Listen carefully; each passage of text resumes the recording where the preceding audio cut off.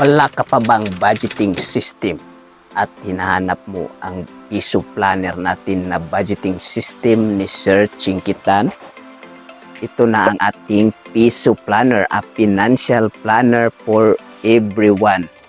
Dito po, mamomonitor mo ang iyong weekly expenses.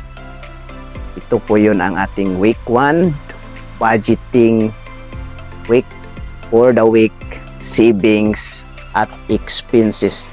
At ang kagandahan ng piso planner na ito, meron na po siyang savings formula. Income minus savings equals expenses. At dito sa piso planner na ito, pwede kang maglagay ng personal information mo. At ang kagandahan pa nito ay magagamit mo siya sa isang taon. At meron ding my weekly mode dito, monitoring chart. I-shade mo lang ito.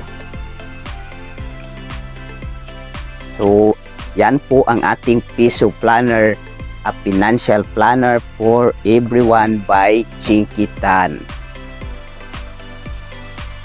Dito mo mamomonitor ang iyong income at ang iyong savings at expenses.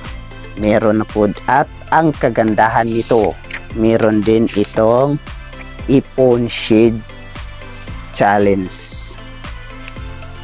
Meron mag-ipon ka dito ng 60k at magsisimula ka din sa maliit muna habang papalaki ng papalaki ang savings.